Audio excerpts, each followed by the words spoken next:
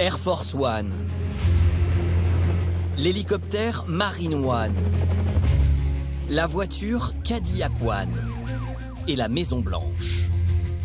4 merveilles d'ingénierie au bénéfice d'une seule personne, le président des États-Unis d'Amérique. Des moyens imaginés et construits pour qu'il puisse exercer pleinement son mandat à chaque instant et n'importe où dans le monde. Tout est fait pour faciliter la vie du président. Les technologies les plus modernes sont mises à son service exclusif pour travailler et communiquer dans le plus grand confort, protégé par des systèmes de sécurité impénétrables. La Maison Blanche, elle est sécurisée au top de la sécurité du moment. Les snipers, on le sait, un bouclier antimissile, c'est pas impossible.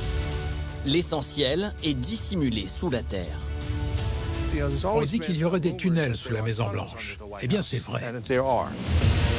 Un réseau de conduits souterrains qui permet au président de se réfugier en cas d'attaque dans un bunker qui fait de la Maison Blanche l'endroit le mieux sécurisé de la planète. Sa base, c'est la Maison Blanche. Mais on ne peut pas garder un président enfermé dans son bureau. Alors pour ces déplacements, on conçoit des moyens de transport comme aucun autre chef d'État n'en dispose.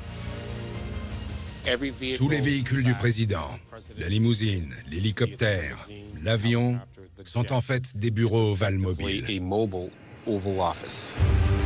Un avion entièrement redessiné et qui pourrait même voler sans interruption en faisant le plein de carburant en vol. On a rajouté une perche de ravitaillement sur un avion civil, ça n'existe pas. Un hélicoptère tout confort, capable de se poser dans le jardin de la Maison Blanche. Si je casse la branche d'un arbre, le jardinier va vraiment se fâcher. Et enfin, une voiture qui, sous des airs de limousine, abrite un tank ultra moderne. Les gens pensent que c'est la voiture de James Bond avec des mitrailleuses cachées derrière les phares. Comment ont été construits ces 3 moyens de transport uniques au monde qui concentrent tous les regards et alimentent toutes les rumeurs? Et qu'est-ce qui se cache derrière les murs blancs de la résidence présidentielle, plongé au cœur de la technologie XXL du chef de l'exécutif américain?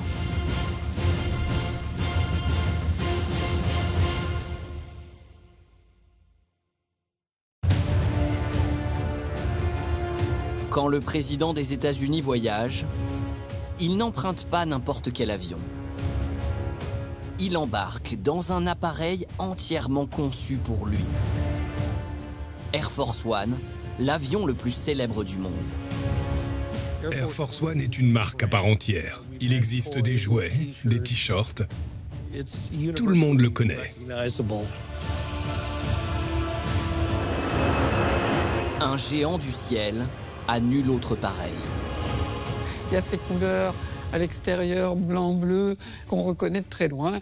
Et ça veut dire que la cavalerie arrive, en quelque sorte. Il incarne la puissance américaine et ses exploits technologiques. Son identité visuelle est sans équivalent dans le ciel. Une bande bleu clair sur fond blanc, le sceau présidentiel sur les flancs, le drapeau sur la gouverne. Et ils se sont dit que dans le ciel, on ne pourrait pas le rater. Ils voulaient qu'il ne ressemble à aucun autre avion. Et ça a marché. Son nom même est unique au monde. À l'origine, c'est pourtant un simple code radio inventé pour le président. Quand il est à bord, l'appareil est immédiatement rebaptisé. En fait, n'importe quel avion dans lequel voyage le président, il s'appelle Air Force One. L'objectif, c'est de le rendre identifiable partout dans le monde. Alors l'armée de l'air a eu l'idée d'appeler l'avion du président, lorsqu'il est à bord, d'un nom qu'aucun autre avion ne porterait jamais. C'est comme ça qu'est né le nom Air Force One. L'appareil légendaire est tout à la fois un moyen de transport, un hôtel de luxe tout confort et un bureau extrêmement sophistiqué, équipé des moyens de communication les plus modernes. Air Force One permet au président d'être très efficace. En fait, Air Force One, c'est la Maison-Blanche volante. Mais l'avion présidentiel est aussi une sorte de bunker dans les airs. Un des lieux les mieux sécurisés de la planète. C'est un moyen de défense, ça permet au président de disparaître dans l'air et par conséquent d'être à l'abri d'une attaque éventuelle, donc de pouvoir continuer à exercer sa fonction de patron de la défense des États-Unis et de patron de la force de dissuasion nucléaire des États-Unis. Pour construire cet appareil sur mesure, il a fallu déployer des trésors d'ingénierie et engager un chantier titanesque. On doit d'abord trouver un avion que l'on pourra reconfigurer pour le président. On décide alors de s'appuyer sur un modèle validé par l'aéronautique commerciale. Mais lequel choisir? Un des critères les plus importants, c'est la capacité d'emport. Il faut de la place pour mettre tous les gens qui doivent accompagner le président, plus tous les systèmes qui sont nécessaires, plus les lieux de vie. Donc il fallait un très gros avion. Or, l'Amérique fabrique ce qui est alors le plus gros avion commercial du monde, le Boeing 747. Mondialement connu, immédiatement identifiable avec sa bosse qui cache un pont supérieur, il a été produit à ce jour à plus de 1500 exemplaires. Et il a changé l'histoire de l'aéronautique. Le 747, c'est une révolution dans le transport aérien. C'est lui qui a ouvert le ciel au transport de masse avec des capacités d'emport alors jamais atteintes, jusqu'à 550 passagers. Cet appareil il est tellement mythique, tellement facile à reconnaître qu'il a son propre surnom, c'est le Jumbo Jet. Et c'est le plus gros et le plus performant des gros porteurs au monde. Il propose un volume disponible inégalé grâce à ses dimensions colossales. Son fuselage mesure plus de 70 mètres de long pour près de 6,50 mètres de diamètre. Au total, il offre un espace au sol de 370 mètres carrés répartis sur 2 niveaux et un pont supérieur. On est sur un avion avec énormément de charges utiles. On parle de 370 tonnes au décollage. C'est-à-dire qu'on a des capacités d'emport de carburant, on a la capacité de transformation. Plutôt que de transporter 500 passagers, on va le transformer pour en faire des choses utiles pour un Air Force One. Pour les concepteurs d'Air Force One, c'est l'avion parfait. D'autant qu'il répond aussi à une exigence incontournable. Il compte sous ses ailes 4 réacteurs. Nos services de sécurité ont toujours préféré les quadri-réacteurs. Parce que si on perd un moteur, il en reste 3. Si on en perd 2, il en reste toujours 2. Au décollage, le Boeing 747 est l'avion commercial le plus lourd jamais développé aux États-Unis. Alors, les ingénieurs ont conçu des moteurs surpuissants, 4 turboréacteurs à double flux. L'air est aspiré, il est comprimé, porté à une température de 500 degrés, puis enflammé dans la chambre de combustion. Mais ce système de flux d'air chaud n'est plus suffisant pour propulser un appareil aussi gros. On ajoute alors une nouvelle technologie, un immense ventilateur, la soufflante. Elle aspire d'énormes quantités d'air qui empruntent un circuit en pourtour de la turbine. En sortant à l'arrière du moteur, ce flux d'air froid génère jusqu'à 80% de la poussée de l'appareil. Sur le Boeing 747, ces entrées d'air ont des proportions inédites. Elles mesurent plus de 3,30 mètres de diamètre, ce qui permet à chaque moteur de développer une poussée de plus de 25 tonnes, soit la puissance de 2 locomotives à plein régime. Avec le 747, ils ont choisi une icône de l'aviation. Il faut maintenant transformer entièrement cet avion civil mythique. C'est un chantier colossal qui nécessite 10 années de travail. Convertir un 747 en Air Force One est une opération extrêmement complexe. On est sur une complexité qui est absolument incroyable, des années et des années de transformation, des milliards de dollars investis dans un programme pour seulement quelques unités. Seuls 2 exemplaires d'Air Force One sortent des usines de production pour un budget total pharaonique. 5 milliards de dollars, alors qu'un Boeing 747 n'en coûte que 300 millions. Un prix exorbitant, qui s'explique d'abord par les règles de sécurité strictes imposées à toute personne qui travaille auprès du président des États-Unis. Le constructeur ne doit embaucher que du personnel habilité, car il travaille sur des sujets très sensibles. Ces personnels triés sur le volet doivent réaménager sur toute la longueur du fuselage l'ensemble de la cabine du Boeing 747. Vous partez d'un avion de 400 sièges et vous le ramenez à 45 ou 50 sièges. C'est une énorme modification. Tout est reconfiguré pour répondre aux besoins du président. Tout doit être fait pour faciliter le travail du président. C'est ça l'intérêt de cet avion. L'étage inférieur reste un espace réservé aux bagages. Mais on y stocke aussi les larges quantités de nourriture prévues pour chaque voyage. De quoi réaliser plus de 2000 repas, suffisamment pour tenir 7 jours en vol sans escale. Enfin, ce niveau le plus bas accueille un élément qui n'existe pas sur le Boeing 747.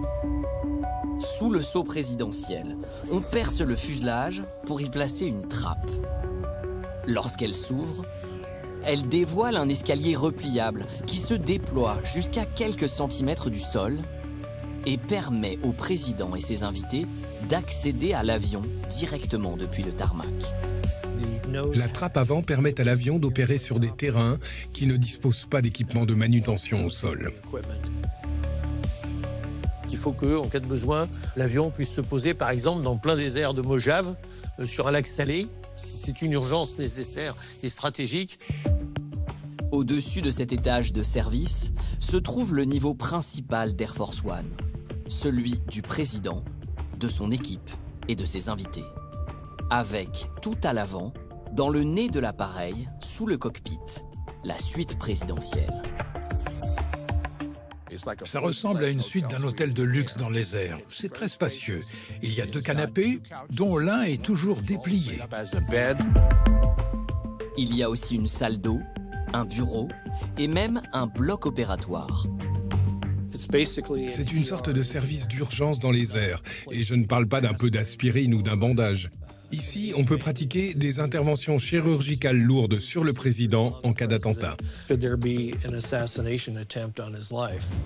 y a en permanence un chirurgien, un médecin, une infirmière et aussi des poches de sang du groupe sanguin du président. Souvent, c'est du sang prélevé sur le président lui-même qui est à disposition. Un peu plus loin se trouve la salle de réunion. Et en allant vers l'arrière de l'appareil, il y a d'abord des toilettes, une cuisine, un compartiment réservé aux services secrets, des sièges VIP, une salle de conférence, d'autres sièges VIP, du personnel, encore les services secrets. Et enfin, tout à l'arrière de l'avion, il y a nous, les journalistes. Il manque enfin à l'appareil un centre de communication. On l'intègre sur le pont supérieur, derrière le cockpit, dans la bosse du 747. C'est un élément incontournable pour un avion présidentiel. Une zone hautement stratégique, dont l'accès est strictement réservé et qui permet au chef de l'État d'entrer en contact avec qui il souhaite, quelles que soient les circonstances. On sait très bien qu'en cas de conflit, il y a des tas de bandes de fréquences qui vont être brouillées, qui vont être inutilisables. Donc il faut avoir toujours au moins 2, 3, 4 moyens possibles et différents. Des systèmes de communication redondants qui n'existent pas sur le 747 dans sa version commerciale et qu'il faut donc greffer sur le fuselage. Ça va être les VHF, les UHF, le radome satellite. Mais c'est pas comme rajouter une antenne pour une CB sur une voiture. À chaque fois qu'on rajoute un trou dans le fuselage, il faut vérifier son étanchéité. Et puis il faut voir aussi toute la dimension aérodynamique. Car chaque arête augmente la traînée, cette force qui s'exerce sur l'appareil et le ralentit. Par exemple, sur un avion civil, quand vous rajoutez juste un dôme pour avoir une communication Internet, vous augmentez la consommation de l'avion quasiment de 1%. Donc on peut imaginer que le 747, avec tout ce qu'on a rajouté sur le dessus, c'est au moins cet ordre de grandeur aussi. Alors pour limiter le nombre d'antennes et donc l'impact sur les performances, on ajoute aussi des émetteurs plats qui épousent la forme incurvée du corps de l'appareil. Sur le fuselage d'Air Force One, on trouve ce qu'on appelle des antennes conformes. Elles sont carrées, elles ne dépassent pas du fuselage, mais elles sont bien là. Ce système complexe de communication pose un nouveau problème. Il est très gourmand en électricité. Pour compléter l'énergie fournie par les réacteurs, on équipe Air Force One de multiples batteries de très grande capacité. Et on ajoute un élément inédit qui n'existe pas sur le Boeing 747. On installe à l'arrière de l'appareil, dans le cône de queue, non pas un, mais 2 groupes auxiliaires de puissance. 2 petits moteurs qui garantissent une alimentation électrique ininterrompue. Mais les modifications ne s'arrêtent pas là. Pour le président des États-Unis, les ingénieurs doivent concevoir l'avion le plus sécurisé du monde. Air Force One, c'est l'endroit le plus sûr après la Maison-Blanche pour le président. L'appareil doit pouvoir, en cas d'attaque, se transformer en un véritable refuge dans les airs.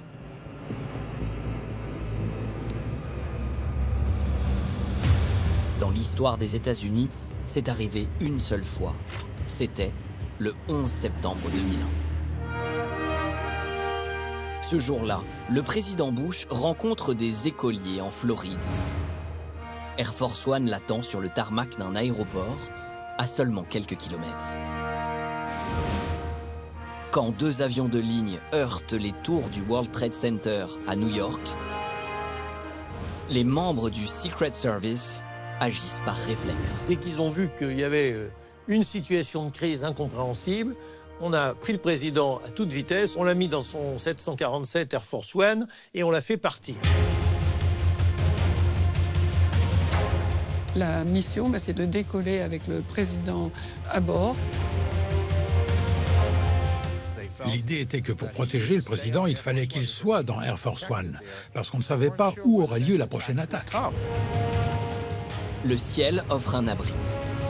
L'avion peut monter jusqu'à 14 000 mètres d'altitude. C'est plus d'1,5 km au-dessus de la limite de vol des avions commerciaux. Air Force One se trouve alors isolé dans les airs. Air Force One a rempli son rôle de Maison-Blanche volante, permettre au gouvernement de continuer à fonctionner, quelle que soit la menace. Air Force One a passé le test. Le président était en sécurité et il a pu continuer à diriger le pays pendant cette terrible journée. Air Force One est devenu un outil incontournable pour la sécurité du président. C'est une véritable forteresse, un bunker volant, équipé de technologies avancées dont les spécificités ne sont jamais évoquées. Ils n'aiment pas en parler, parce qu'ils ne veulent pas qu'on puisse les contrecarrer. Un des éléments de sécurité d'Air Force One, c'est aussi de prétendre ou de laisser croire un certain nombre d'éléments. Il y a des rumeurs, et toutes ces rumeurs, en fait, contribuent à la sécurité également de l'appareil, puisqu'on ne sait pas exactement contre quoi il est capable de se protéger. Ce que l'on sait, c'est que la sécurité de l'avion présidentiel repose sur une approche défensive. Il n'est pas équipé d'armes pour riposter. La stratégie de défense d'Air Force One, c'est d'abord l'esquive. Puis on monte en altitude, hors de portée des missiles solaires des terroristes. Pour faciliter sa fuite, l'appareil est équipé de lance-fusées éclairantes. En cas d'attaque, Air Force One éjecte des leurres qui produisent de la chaleur à haute température pour tromper le système de guidage des missiles. Les lanceurs de fusées sont situés près de chaque moteur. Elles attirent le missile parce qu'elles émettent plus de chaleur que les réacteurs de l'avion. Pour compléter cette défense, l'appareil présente des petites tourelles, 2 sur chaque aile, une sur la queue. Elles émettent un laser infrarouge braqué directement vers le système de guidage du missile. Ça fait un peu penser à Star Wars. Les lasers cherchent à aveugler le missile en neutralisant ses capteurs. Mais la plus grosse modification apportée à l'avion présidentiel, c'est la protection contre les ondes électromagnétiques. À elle seule, cette exigence a retardé la livraison d'1 an et demi. Une impulsion électromagnétique est générée par une explosion nucléaire. Pour protéger Air Force One, il faut renforcer les câbles et tous les systèmes de communication. C'est ce qu'on appelle la technologie de la fin du monde. Pour éviter que les ondes générées par la détonation d'une bombe atomique ne détruisent les appareils électriques et électroniques, il faut durcir chaque câble, l'envelopper dans une gaine métallique qui va former une cage de Faraday. Le problème, c'est qu'Air Force One compte 380 km de câbles, soit la distance entre Paris et Londres. On a dû enlever toutes les parois de l'avion, rechanger tous les câbles. On parle de centaines de câbles sur un avion. Toutes les connexions électroniques qui sont dans l'appareil ont dû être reprises de zéro. Mais blinder les câbles ne protège pas l'appareil contre les radiations émises par une bombe nucléaire. Alors on recouvre l'avion d'un revêtement pour éliminer les effets d'une explosion. C'est un travail minutieux et ça prend énormément de temps. Pour protéger le président en cas d'attaque, les constructeurs se lancent un dernier défi. Mettre au point un avion qui puisse voler sans interruption. Ils décident alors d'intégrer à Air Force One une technologie développée par l'industrie militaire.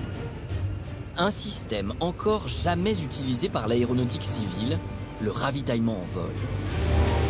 C'est vraiment une technologie incroyable. Le Boeing 747 peut parcourir 12 700 km, soit 14 heures de vol maximum. Il faut s'affranchir de cette limite et donner à Air Force One la capacité de faire le plein de carburant sans se poser au sol. Alors on perce une trappe dans la partie avant du fuselage du 747. Air Force One a une sorte de nez cassé parce qu'il a une ouverture pour le carburant sous le cockpit. On a rajouté une perche de ravitaillement sur un avion civil, ça n'existe pas. Sous la trappe se cache un réceptacle pour accueillir le carburant transféré depuis un avion ravitailleur. Un avion citerne géant arrive et déploie une perche pour se relier à Air Force One.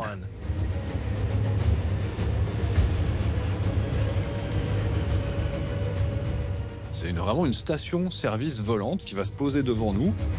Il faut alors connecter la perche télescopique au réceptacle d'Air Force One. Le technicien doit insérer un tuyau d'environ cette taille dans un orifice à peine plus large. C'est dans cet espace que doit s'insérer la perche. Et ça, il faut le faire à plus de 600 km/h et à 10 000 mètres d'altitude. C'est vraiment un numéro de danse de connecter ces deux avions. Le transfert peut commencer. Le carburant passe depuis les réservoirs de l'avion ravitailleur vers le nez d'Air Force One. Et ensuite, il y a tout un circuit d'alimentation pour aller remplir les différents réservoirs qui sont dans la totalité de l'avion. Donc juste ça, juste les modifications, c'est un travail incroyable. Ce n'est pas une mince affaire d'installer cette technologie sur un avion qui n'était pas censé l'avoir. La technologie doit permettre à l'avion présidentiel de voler sans jamais se poser. Enfin, en théorie. Car il existe au moins deux limites, la fatigue de l'équipage et les réserves d'huile de moteur. Quand il n'y a plus d'huile, impossible d'en remettre. Le ravitaillement en vol, ça a été validé, mais ça n'a jamais été utilisé. Est-ce que c'est réel ? Donc a priori, oui. C'est quelque chose qu'on annonce toujours. Je ne suis pas sûr que ce soit quelque chose qui soit actuellement pratiqué. C'est pas un avion qui est fait pour rester plus de 15 heures, 18 heures en vol. Quoi qu'il en soit, toutes ces modifications ont fini par transformer radicalement le 747 d'origine. En fait, même si on garde la cellule de base, on fait quelque part un avion un peu neuf, quoi. Ça ressemble à un Boeing 747, mais c'est plus un Boeing 747. C'est Air Force One. Un avion qui a déjà transporté 6 présidents américains en 35 ans de service. Et qui est construit sur la base d'un appareil dont la conception date d'il y a plus de 55 ans. Le Boeing 747 a fait son premier vol en 1969 et il a été mis en ligne en décembre 1970.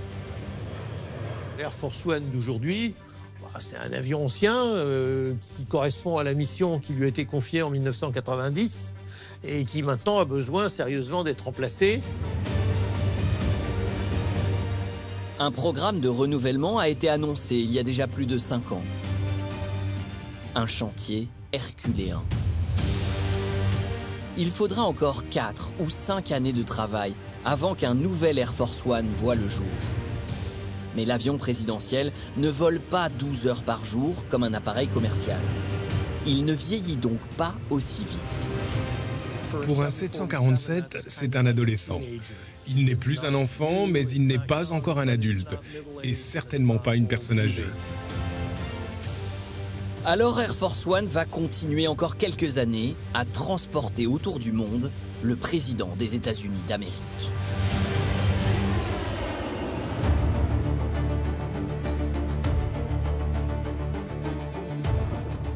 Et quand il ne voyage pas, il exerce son pouvoir depuis un des bâtiments les plus célèbres du monde,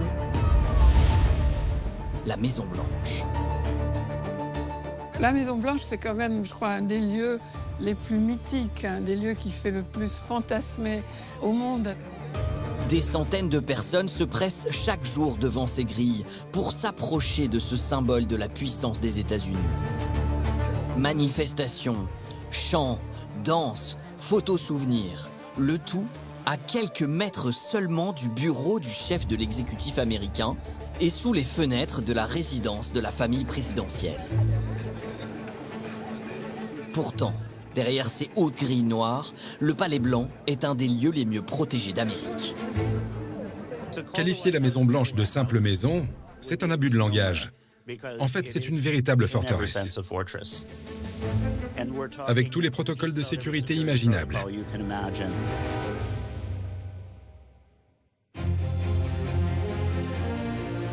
En plein cœur de la capitale des États-Unis, Washington, D.C., c'est au 1600 Pennsylvania Avenue que se trouve la résidence du commandant en chef de l'armée la plus puissante du monde. Pourtant, s'approcher de la Maison-Blanche, c'est apercevoir derrière une végétation abondante les murs immaculés d'un bâtiment de taille modeste. La Maison-Blanche est trompeuse.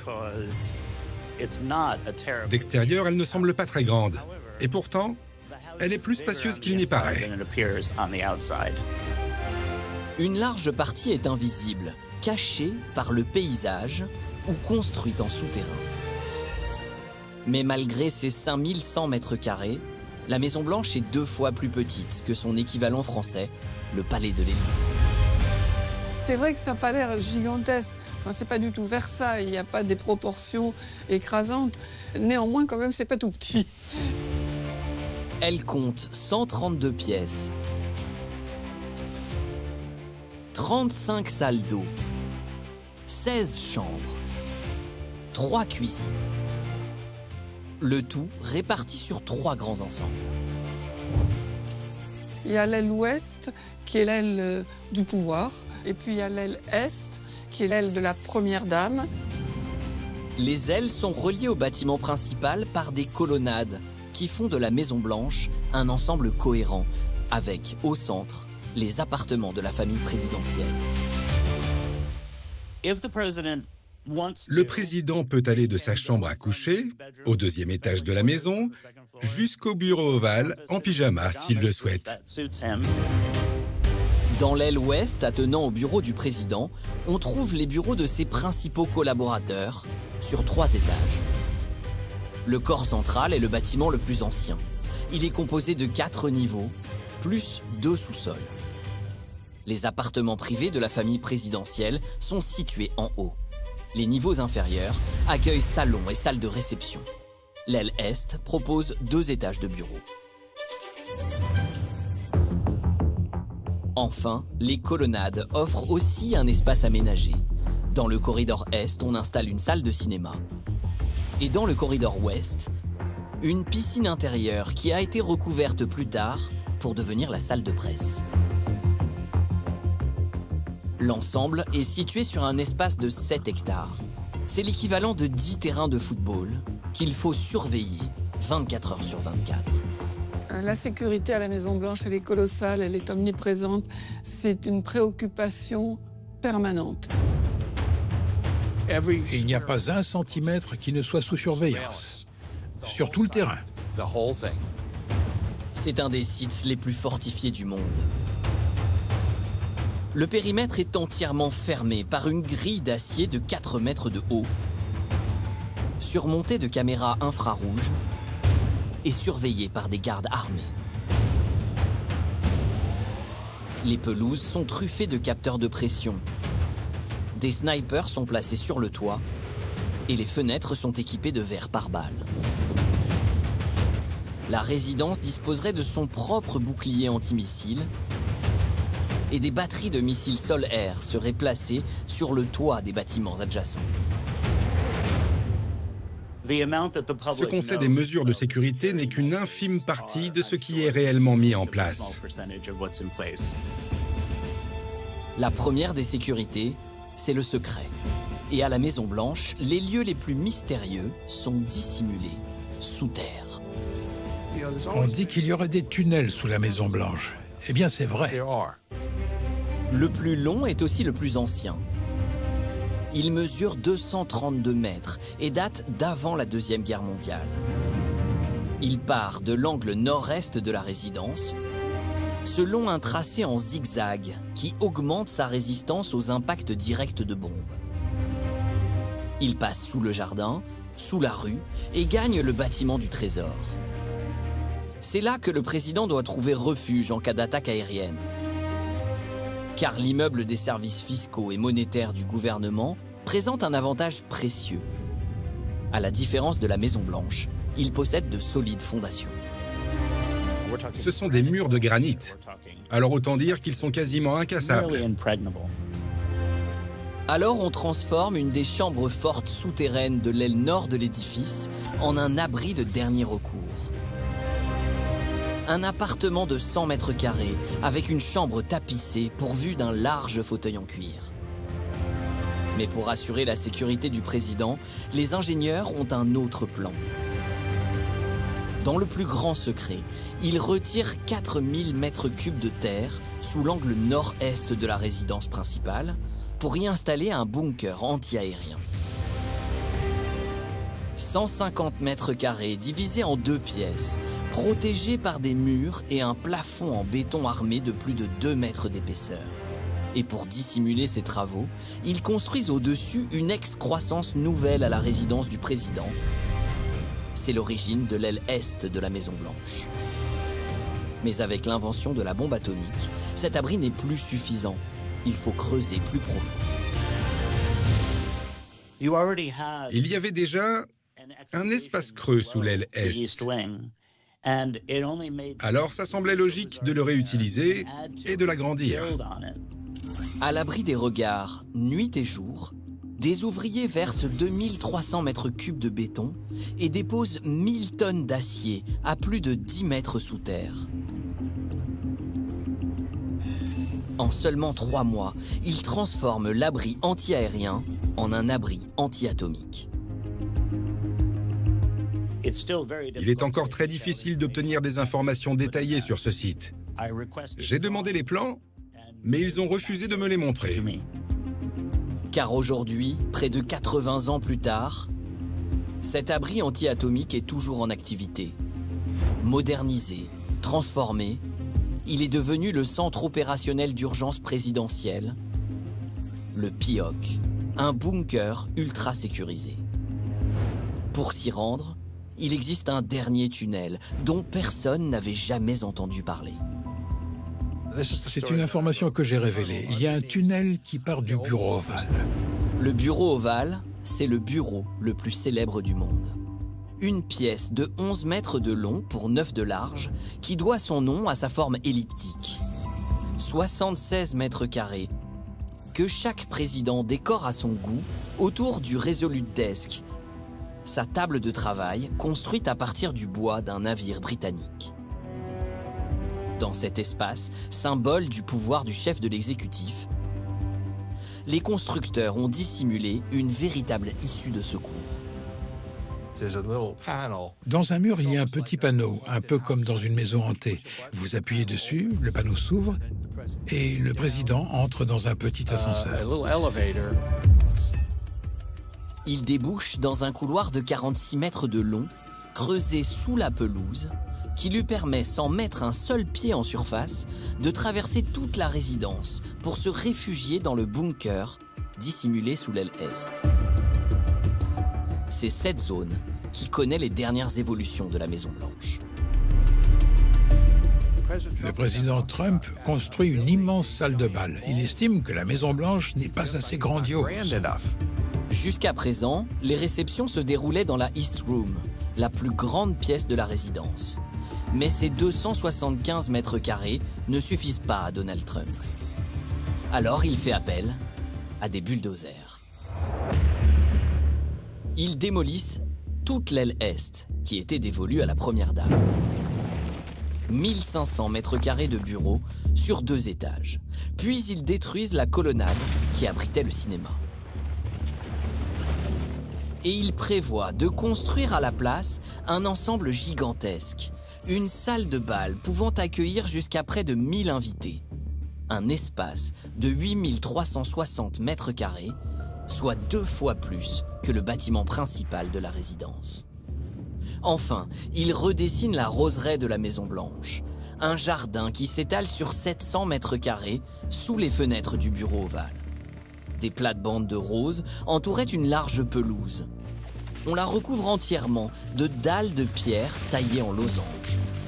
On crée ainsi un espace de réception extérieure de 370 mètres carrés. Pour la Maison-Blanche, ces travaux représentent un bouleversement architectural comme elle n'en avait pas connu depuis 70 ans. Les présidents ont le droit d'adapter les lieux et ils ne s'en sont pas privés.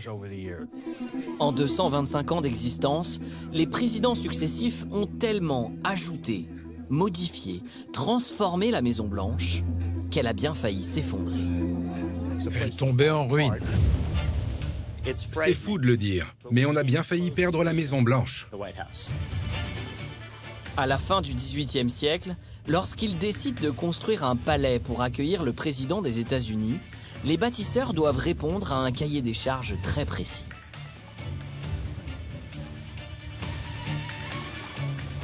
La première exigence est un impératif, une règle incontournable dans l'ensemble de la capitale des États-Unis, Washington, D.C.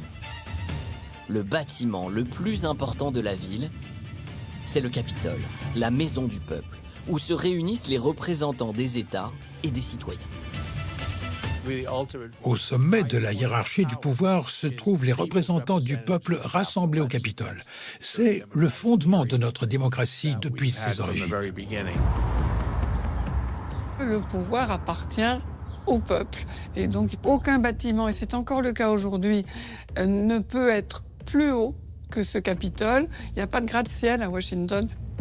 Même la résidence du président doit se plier à cette règle.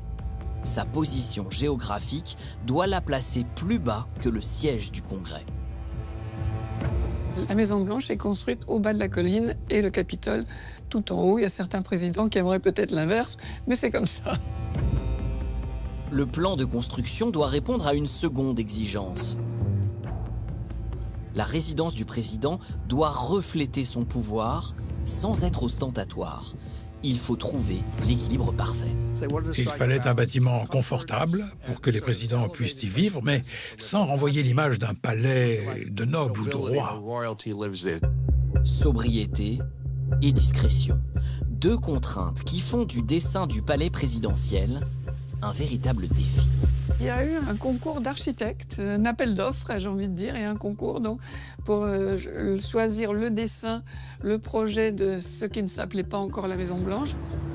9 candidats s'affrontent. Parmi eux, Thomas Jefferson, le futur 3e président des États-Unis, soumet un dessin sous un nom d'emprunt. Mais l'honneur de réaliser la demeure présidentielle lui échappe. Un Irlandais d'origine remporte le concours, James Hoban. Son projet s'inspire d'un palais de Dublin, la ville qu'il a vu grandir, la Leinster House, l'actuel siège du Parlement irlandais. La ressemblance est vraiment étonnante.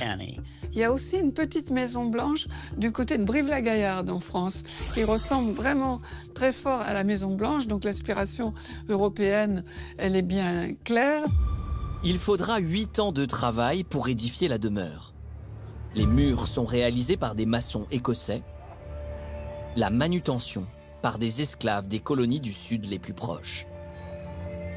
Les travaux durs dans cette région étaient faits par les esclaves. Ça a été la maison des esclaves avant d'être celle du président. Ce sont eux qui taillent, puis remontent par barge sur le Potomac, les pierres issues d'une carrière située à une centaine de kilomètres au sud de Washington. Une roche sédimentaire de couleur gris clair, le grès, qui est facile à tailler, mais qui présente aussi un inconvénient majeur. C'est même pour cette raison que la résidence a gagné son nom officiel, la Maison Blanche. J'ai ici un morceau de grès de la carrière d'Akia Creek, d'où proviennent toutes les pierres utilisées pour les murs extérieurs de la Maison Blanche. C'est même une pierre de la Maison Blanche, un petit morceau de la maison. Et au dos, lorsque vous passez votre doigt dessus, vous pouvez sentir à quel point cette pierre est poreuse. C'est la faiblesse du grès. En cas de pluie, la pierre absorbe l'eau, ce qui fragilise sa structure.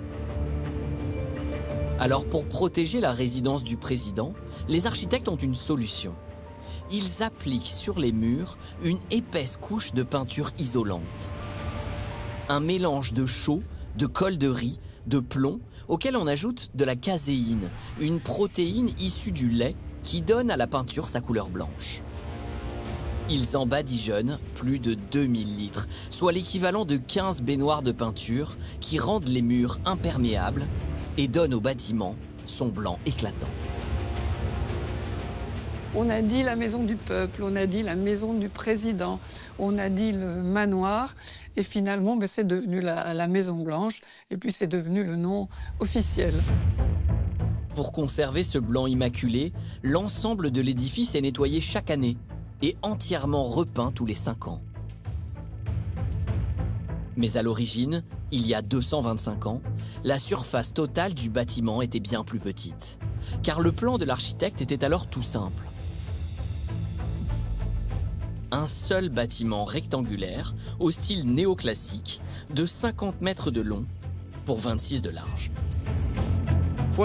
À l'époque, c'était vu comme la maison parfaite pour un gentleman. Rapidement, tout change. On ajoute pour le président une colonnade du côté ouest. C'était pas juste pour faire joli, c'était pour qu'il puisse aller et venir sans être vu. Puis on construit un portique au centre de la façade nord pour offrir un accès couvert au hall d'entrée. Et un autre au sud.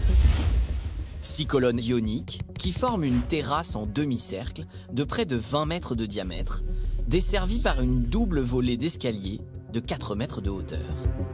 Mais la résidence est toujours trop petite pour accueillir à la fois la famille du président et son administration. Alors on construit l'aile ouest, l'aile est et on pousse les murs. La plus grosse transformation a été faite par le président Calvin Coolidge. Il a aménagé le grenier pour en faire un véritable 3e étage. Toutes ces modifications ont une conséquence désastreuse qui inquiète jusqu'au président Harry Truman. Il travaillait souvent tard le soir, seul dans la maison, et il entendait des craquements mystérieux. Nous sommes en 1947. La Maison-Blanche a moins de 150 ans. Pour comprendre l'origine de ces bruits angoissants, les ingénieurs ouvrent les murs, soulèvent le plancher pour mettre à jour les poutres qui en constituent l'ossature. Et ils découvrent l'impensable. Ce qu'ils ont trouvé était absolument épouvantable. Non seulement le bois était pourri et plein de fissures, mais il était aussi percé d'énormes trous. C'est toute la structure qui était fragilisée. La maison tombait en ruine. Elle menaçait vraiment de s'effondrer sur la tête de la famille du président. C'était très dangereux. Au cours des années, les bois ont été découpés, des montants ont été sciés, des murs internes, de l'acier, du béton ont été ajoutés pour intégrer toutes les innovations de l'ère industrielle. L'eau courante, le chauffage, le téléphone, 3 ascenseurs. Et chaque ajout affaiblit un peu plus la stabilité de l'édifice qui n'avait pas été conçu pour supporter de telles charges. Tous ces dégâts se sont involontairement ajoutés les uns aux autres pendant plusieurs décennies. Et ça a fini par constituer un piège mortel pour le président et sa famille. Les ingénieurs prennent une décision radicale. Pour reconstruire et sauver la Maison-Blanche, il faut d'abord tout détruire. Tout, sauf l'emblème de la résidence du président américain, les célèbres murs peints en blanc. Ils savaient que ces murs font partie de notre histoire et qu'il était important de les conserver. Ancrés 2 mètres sous la terre et reposant sur des fondations de 2,50 m de large, ils sont les seuls éléments sains de l'édifice. Ils étaient très bien construits, très solides. Alors ils les ont laissés. Mais tout le reste, ils l'ont démoli. On démonte les planchers, les poutres. On détruit les murs internes de briques pour ne conserver qu'un espace vide de plus de 30 000 m3, soit l'équivalent de 12 piscines olympiques, entre 4 murs de grès. Tout, du sol au plafond, ils ont tout enlevé. Il faut maintenant reconstruire une structure pérenne, capable d'accueillir tous les éléments nécessaires au bon fonctionnement de la résidence présidentielle. Et pour ça, les ingénieurs ont un plan. Ils ont décidé de construire une sorte de boîte à l'intérieur d'une boîte. Ils dessinent un cadre de métal qu'ils viennent plaquer contre les murs de grès à l'intérieur de la structure d'origine, comme un bâtiment invisible et indépendant qui possède ses propres fondations et ne s'appuie donc pas sur l'édifice préexistant. C'était un chantier d'une complexité inimaginable. Les ingénieurs qui ont réalisé ce travail étaient les meilleurs dans leur domaine. Et même pour eux, ça a été un immense défi. Les poutres de soutènement font près de 7 mètres de long pour 1 mètre d'épaisseur. Or, il faut les déposer à l'intérieur de la Maison-Blanche, à travers des fenêtres qui n'offrent que quelques centimètres de marge. C'était vraiment périlleux. Si la poutre avait basculé, elle aurait emporté une grande partie du mur. Sur le chantier, tout le monde retenait son souffle. Ensuite, l'ossature métallique est assemblée, vissée au mur de pierre et ancrée dans le sol à 6 mètres de profondeur. Et pour garantir la solidité de l'ensemble, les ingénieurs ont aussi renforcé la paroi de grès en injectant 4 mètres de béton sous les fondations d'origine. Ils voulaient un bâtiment qui tienne plusieurs siècles, alors ils ont construit bien plus solide que nécessaire. Un édifice qui exalte la puissance du président des États-Unis et qui accueille même la piste d'atterrissage de son moyen de transport le plus agile, son hélicoptère personnel.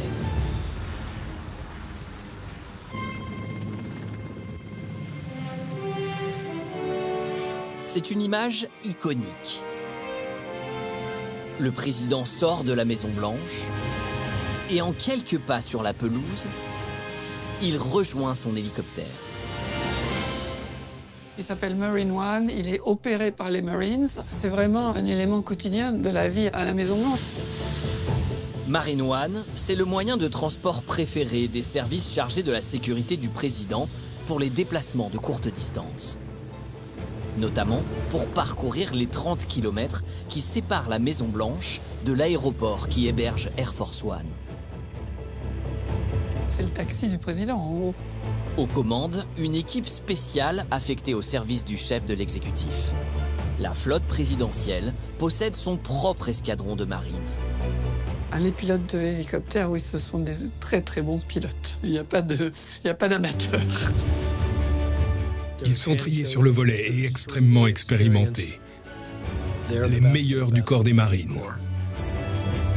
J'allais oublier. Pourriez-vous vous présenter, s'il vous plaît?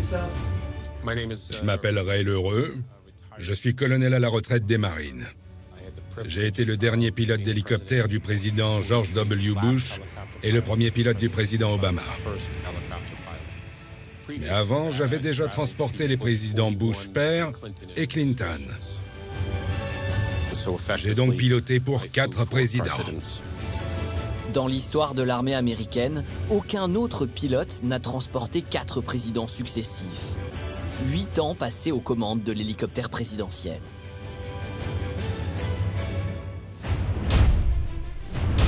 « 17 mètres de long, 5 mètres de haut, près de 1000 km d'autonomie et une vitesse maximale de plus de 300 km/h.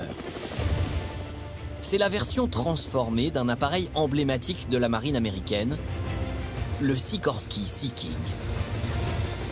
Les Sea Kings sont des hélicoptères de légende. Ce qui est unique, c'est qu'ils sont amphibies.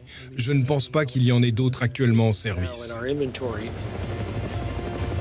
C'est un hélicoptère qui est capable d'amerrir. C'est-à-dire qu'il va se poser dans l'eau et il est capable de repartir ensuite. Entré en service dans les années 60, produit à plus de 1000 unités, vendu à une vingtaine d'armées dans le monde, il a été conçu pour la traque anti-sous-marine et la destruction des submersibles. C'est un hélicoptère qui est capable d'embarquer énormément de masse, qui peut larguer même des torpilles, qui peut larguer des bouées acoustiques, qui peut larguer des grenades anti-sous-marines. C'est aussi un hélicoptère entièrement modulable, particulièrement adapté au sauvetage maritime. Il est même chargé lors du programme Apollo d'élitreiller les capsules spatiales qui, à leur retour sur Terre, amérissent dans l'océan Pacifique. C'était sûrement l'hélicoptère le plus moderne et le plus performant de l'époque. C'est donc lui qui est retenu pour devenir le premier véritable hélicoptère présidentiel. Mais pour ça, il faut le transformer entièrement. On ne fait pas un hélicoptère de transport, surtout VIP, à partir d'un hélicoptère militaire. Parce qu'un hélicoptère militaire, c'est rustique, ça vibre, c'est bruyant. C'est vraiment pas l'hélicoptère confortable. Toute la structure est apparente. En fait, on voit les entrailles de l'appareil. Et ça sent très fort l'huile moteur. Impossible en l'état d'y transporter le président des États-Unis. Le challenge est immense. Il faut tout redessiner. À commencer par un incontournable du transport de passagers. Le premier truc qu'on rajoute, c'est les toilettes. Le deuxième, c'est des moyens de communication pour que toujours ils puissent téléphoner, gérer, etc. Et puis, troisièmement, c'est des moyens de protection. L'appareil doit devenir un bureau ovale volant qui réponde aux plus hauts standards de confort et de sécurité. Pour cela, on commence par monter des cloisons pour isoler le cockpit. L'idée, c'était de pouvoir mettre le président en sécurité dans une vraie cabine fermée par une porte. Ainsi, quand on grimpe l'escalier d'entrée, on arrive dans ce qu'on appelle le vestibule. Cet espace s'ouvre sur la cabine de vol. Un véritable salon VIP avec 2 épais fauteuils et un grand canapé. Au total, l'appareil peut accueillir jusqu'à 14 passagers qui voyagent dans un silence inédit. Dans sa version militaire, l'hélicoptère expose ses passagers à une moyenne de 100 décibels, soit le bruit d'un marteau-piqueur à 2 mètres. À bord de Marine One, vous pouvez avoir une conversation tout à fait normale avec la personne en face de vous. Et ça montre à quel point il est fluide et silencieux. Pour réussir cet exploit, un isolant phonique est placé contre l'ensemble du fuselage. Et le rotor d'origine est doté d'une technologie de réduction du bruit qui diminue les vibrations.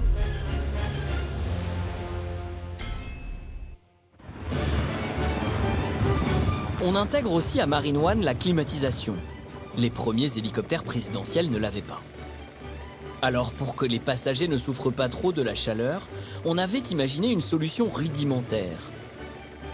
Peindre en blanc le haut de l'appareil pour éviter la surchauffe en plein soleil. Est-ce que ça marchait? On n'en sait rien. Mais comme c'était assez classe, on a gardé ses couleurs. Et on n'a pas changé depuis les années 50. Le toit blanc de Marine One, c'est vraiment son signe distinctif. En un coup d'œil, on sait que c'est l'hélicoptère du président. Dans le ciel de la capitale américaine, impossible de le manquer. Il remonte le Potomac, dépasse Washington Monument avec ses 170 mètres de haut, avant d'entamer sa descente vers la pelouse sud de la Maison-Blanche. C'est un des plus grands moments de la vie d'un pilote. On ne s'en lasse jamais. Pour les pilotes, c'est la manœuvre la plus délicate. Il faut se poser entre la roseraie et la vingtaine de magnolias, d'érables et de chênes plantés en bordure de la pelouse. Ce sont des arbres que tous les présidents ont plantés depuis la création de la Maison-Blanche. Alors si je casse la branche d'un arbre planté par Andrew Jackson, le jardinier va vraiment se fâcher. Le jardinier de la Maison-Blanche a certainement raison de se plaindre pour ses fleurs, parce que l'hélicoptère, dans la phase de décollage ou d'atterrissage, il souffle énormément. Pas question non plus d'abîmer la pelouse parfaitement tondue. Or, Marine One pèse près de 14 tonnes. Comment s'arranger pour que cette machine puisse faire toutes ses allées et venues en laissant toujours le jardin impeccable? La solution? Disposer, avant l'atterrissage, 3 cercles d'aluminium de 2 mètres de diamètre à l'endroit précis où Marine One doit atterrir. 2 pour les roues avant, 1 pour la roue arrière, 3 cibles que le pilote ne doit en aucun cas manquer et qui permettent de répartir le poids de l'appareil pour qu'il ne s'enfonce pas dans le sol meuble de la pelouse. C'est une idée toute simple, mais vraiment géniale. Après le décollage, les jardiniers rangent les disques et voilà, c'est comme si nous n'avions jamais été là. Le défi est d'autant plus grand que Marine One ne voyage jamais seul. Juste après le décollage, il est rejoint par d'autres hélicoptères. Ça marche comme au jeu de Bonto. Plusieurs appareils parfaitement identiques se mélangent rapidement pour que personne au sol ne puisse savoir dans lequel voyage le président. On a toujours le même plan de vol. Alors n'importe quel observateur peut se dire l'hélicoptère numéro 1 c'est le président, le numéro 2 c'est ceci, le numéro 3 c'est cela. Mais si on mixe un peu tout ça, c'est plus compliqué. Cela me semblait juste logique de faire ça. On crée du doute, on crée du trouble, on crée de l'incertitude. Et avec ça, déjà, on assure plus de sécurité pour le président. Ce n'est bien sûr pas la seule protection dont bénéficie Marine One. Pour transporter le président, il faut répondre aux plus hauts standards de sécurité. Alors le Sea King original est profondément modifié. On dit même qu'il serait blindé contre les tirs et doté de contre-mesures pour tromper les missiles. Oui, on a modifié l'appareil, mais je ne peux rien dire. Pourquoi? Secret défense. Cet appareil ultra sécurisé n'est pas seulement un taxi volant cantonné à la capitale des États-Unis. Il a une autre mission. Car le président américain a une règle. Il est le seul chef d'État au monde à ne pouvoir voler à l'étranger qu'à bord de son propre hélicoptère. Marine One doit donc l'accompagner partout où il se rend. À chaque déplacement, on emporte l'hélicoptère. Et pour cela, on utilise une des spécificités du modèle d'origine. Le Sea King, c'est un hélicoptère comme il est naval, c'est-à-dire qu'il est fait pour prendre moins de place. C'est-à-dire que la queue peut se replier, que les rotors peuvent se replier vers l'arrière. Mais replier les 5 pales ne suffit pas. Marine One est trop volumineux. Il doit pouvoir entrer dans un avion transporteur qui est pourtant immense. Le C-17 Globemaster. Sa soute offre un espace de 3,76 m de hauteur. Or, l'hélicoptère présidentiel mesure 5,13 m. Il faut donc gagner près d'1,40 m. C'est une procédure assez lourde. Il faut d'abord démonter les pales et les stocker au fond de l'avion. Et ensuite, il faut ouvrir le toit blanc, dévisser les carénages pour retirer tout le système de transmission. L'ensemble du rotor principal est démonté et stocké dans l'avion. Mais ce n'est toujours pas suffisant. Alors, pour gagner les quelques centimètres manquants, on retire le train d'atterrissage et on le remplace par des roues plus petites. Puis, tout doucement, on le fait entrer dans la soute du C-17. Il n'y a vraiment pas beaucoup de place, alors il faut faire très attention. En largeur, ça passe. C'est juste, mais il y a quand même suffisamment de place sur les côtés pour nous asseoir pendant le vol.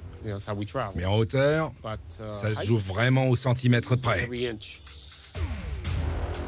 À l'atterrissage, c'est encore un long travail qui attend les équipes de Marine One. Il faut ressortir l'hélicoptère de la soute du C-17. C'est le processus inverse pour reconstruire l'hélicoptère.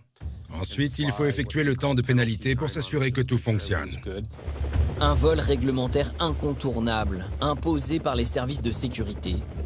10 heures dans les airs, à vide, avant de pouvoir à nouveau accueillir à bord le président des États-Unis.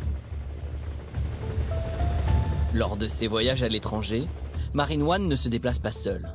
Dans la soute du C-17, l'hélicoptère retrouve un autre moyen de transport conçu et fabriqué pour le seul usage du président des États-Unis et qui l'accompagne aussi dans tous ses déplacements. La voiture présidentielle.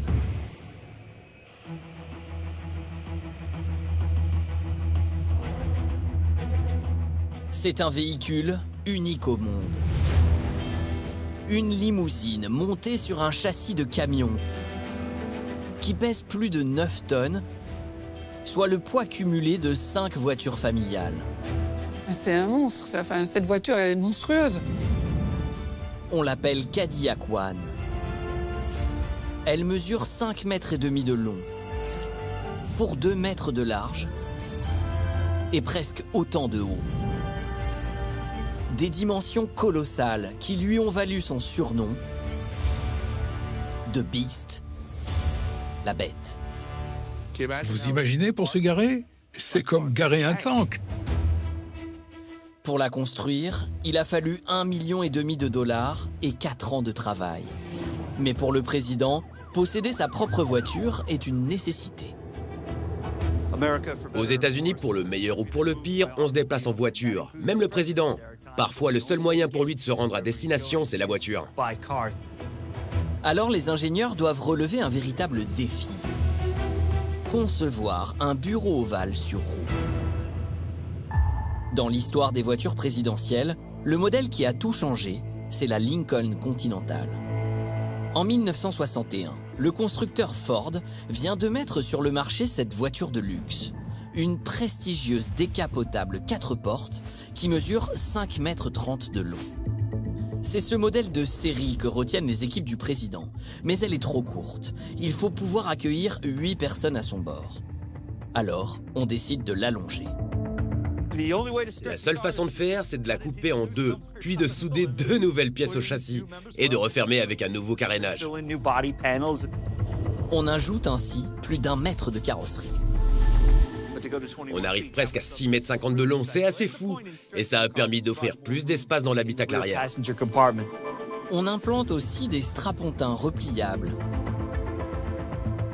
des marchepieds sur les pare-chocs arrière pour les gardes du corps et des phares de balayage sur les montants du pare-brise. Quant au toit, il est constitué de panneaux en plastique transparent que l'on peut entièrement retirer. Il protégeait de la neige et de la pluie, mais n'offrait aucune protection contre les balles. C'était juste contre les intempéries. Aucune sécurité particulière. La Lincoln du président est un véhicule d'apparat conçu pour être vu. On a même installé un système de vérin hydraulique sous la banquette arrière pour surélever le président de près de 30 cm pendant les défilés.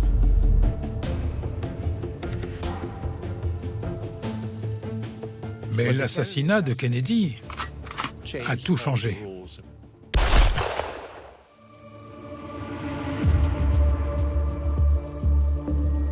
Tout est devenu beaucoup plus strict. Les constructeurs doivent revoir leur copie. Fini les voitures de parade. Il faut protéger le président. Alors la Lincoln retourne à l'atelier. C'est assez dingue qu'après la fusillade, ils aient décidé que la meilleure façon d'aller de l'avant était non pas de mettre cette voiture à la casse, ni d'en construire une nouvelle, mais de retaper la voiture existante. On remplace le plastique transparent par un toit fixe et on recouvre l'ensemble de la carrosserie d'un blindage en titane.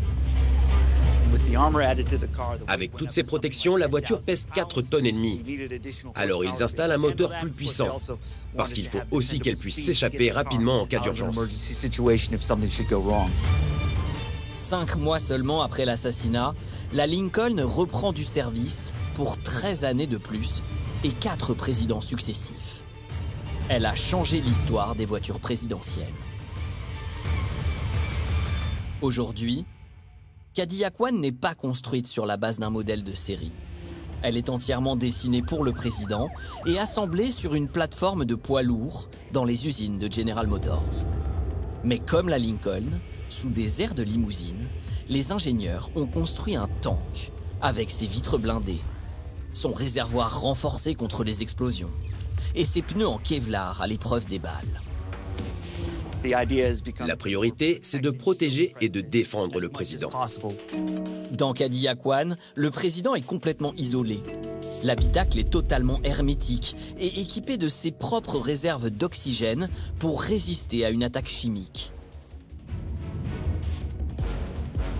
Quant aux portes, elles font 20 cm d'épaisseur et pèsent aussi lourd que celles d'un avion de ligne. Je ne sais pas combien elles pèsent, mais c'est à peine croyable. Quelqu'un doit les ouvrir pour le président, car je ne pense pas qu'il puisse le faire lui-même. Elles sont tellement lourdes. Le président est tellement confiné dans l'habitacle qu'il est à peine visible.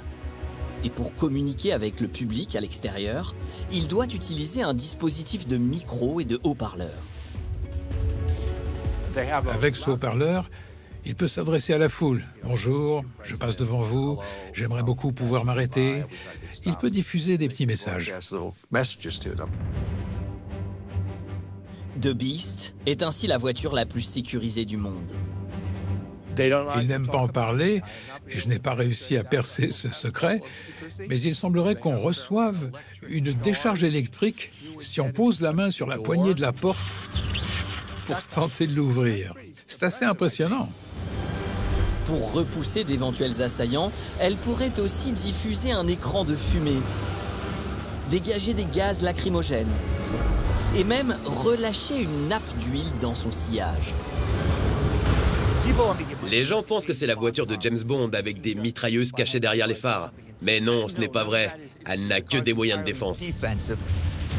En cas d'attaque, la voiture doit fonctionner comme une carapace de tortue et s'échapper aussi vite que possible. Mais malgré son moteur 8 cylindres développé pour les poids lourds, sa masse gargantuesque de 9 tonnes ne lui permet pas d'atteindre 100 km/h. Ce n'est pas vraiment une voiture de course. Elle ne roule pas vite. En revanche, elle est très bien protégée. À bord, on trouve aussi un équipement médical de premier secours complet. Et même des poches de sang compatibles avec le groupe sanguin du chef de l'exécutif américain. Si jamais le président était blessé, il y a de quoi faire immédiatement une transfusion sanguine. Tous ces éléments font qu'aujourd'hui, Cadillac One est la seule voiture dans laquelle le chef de l'exécutif a le droit de monter. Elle est un outil essentiel de la présidence américaine.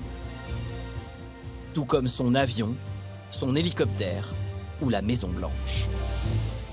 Inspirés des outils les plus modernes de l'industrie américaine, modifiés et reconstruits pour garantir confort et sécurité, ils sont le fruit du travail d'ingénieurs hors normes qui mettent au service du président des États-Unis d'Amérique des technologies XXL.